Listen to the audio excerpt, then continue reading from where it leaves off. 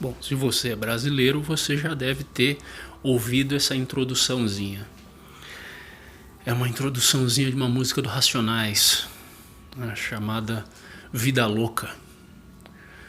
E, assim, essa música tem uma coisa muito profunda, sabe? Que é basicamente, assim, o desejo do negro contrastado com a sua realidade. É o desejo do negro da favela contrastando com a sua realidade. E esse contraste é basicamente um negro da favela. Qual que é o sonho de um negro da favela? Era não ser um negro da favela, né?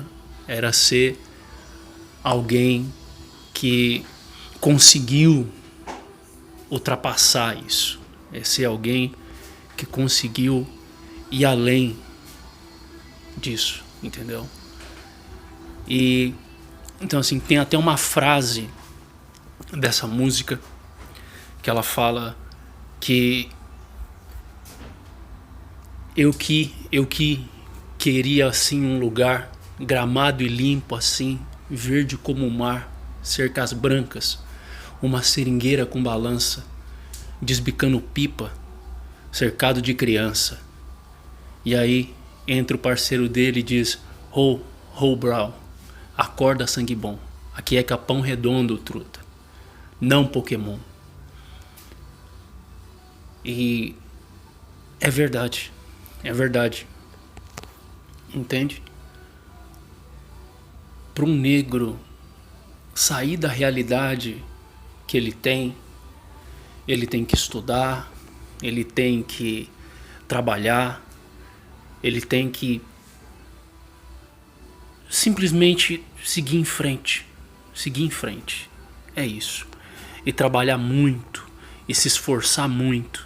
Não que os brancos também não tenham, porque isso, na verdade, não é exclusivo para os negros. Não é exclusivo dos negros. Essa não é uma dificuldade exclusiva dos negros. Tem muito branco, tem muita gente branca, tem muita gente nordestina, tem muita gente de valor que tá lá nos altos dos morros, tá lá na beira dos córregos. E ela só queria não precisar estar ali. Mas aí você se pergunta: poxa, por quê? Mas por que a gente tá ali? Porque a gente não se esforçou bastante? Porque nossos pais não se esforçaram bastante?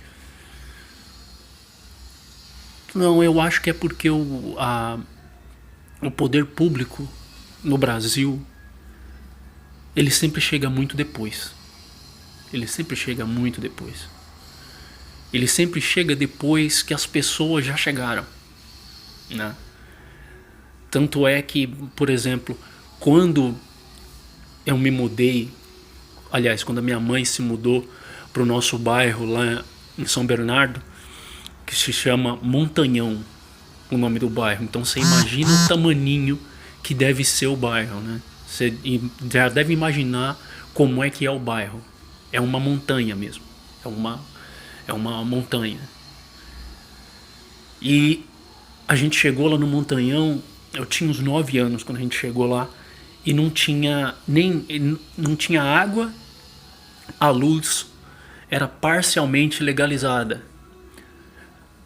Já tinha bastante gente morando lá.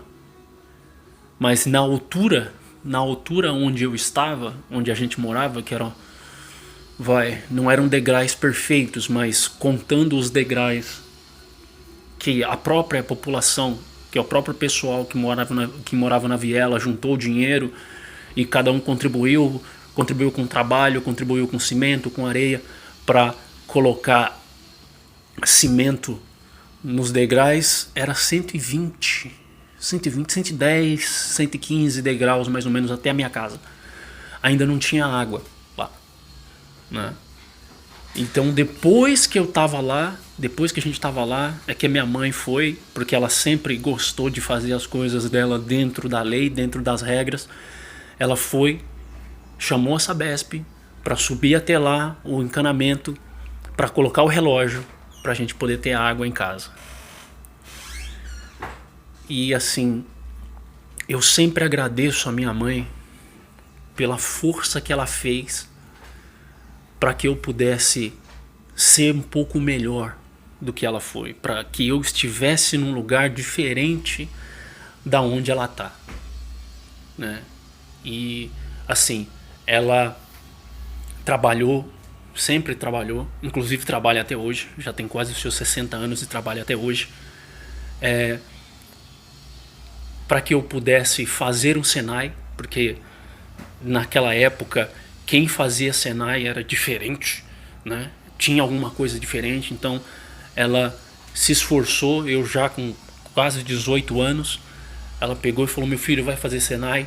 Eu fui fazer Senai, o Senai era longe da minha casa e eu tentei ir a pé um tempo, mas ficava muito pesado, né? Ficava muito difícil, então ela foi e trabalhou mais um pouco, né, para me dar passagem, para eu poder ir de ônibus todos os dias, para que eu pudesse ter um pouco mais. E ela sempre me incentivou a estudar. Ela sempre me deu força para que eu estudasse. E assim, esse é o caminho para que não só um negro, tá, mas para que todo mundo que está na favela, que está numa situação de vulnerabilidade, que ele possa sair dessa vulnerabilidade. E a educação, e não só a educação formal, mas também a autoeducação. Ter a curiosidade de ler, de ver coisas interessantes, de saber de mais coisas, de não ficar apenas recebendo informações, mas buscar informações. Saber da história do nosso país, saber de política, saber de economia, né? Eu já li sobre economia, sobre a nossa economia, eu já li sobre a história do real. Inclusive tem um livro da Miriam Leitão que é muito bom, tem uma série de livros do Laurentino Gomes que é muito boa sobre a história do Brasil.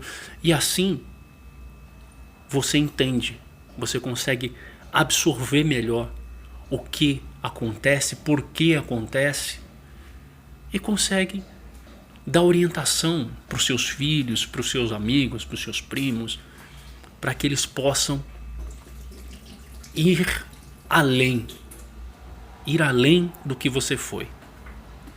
Isso é que é importante. A gente sempre procurar ir além, a gente sempre procurar mais. Porque quando a gente desiste, ou quando a gente para, ou quando a gente acha que não, aqui já deu, pra mim tá bom, aí a nossa situação não muda. Porque a gente parou. A gente não pode esperar pelos outros. É claro, o governo tem que fazer o papel dele para ajudar essas pessoas. Tem, mas não tem que ser uma muleta para essas pessoas. Ele tem que ser, na verdade, um impulso para essas pessoas. E não ser uma muleta. Entendeu? E é assim que funciona. A gente tem que ser autossuficiente. Porque sendo autossuficiente, a gente chega muito mais longe. Um grande abraço.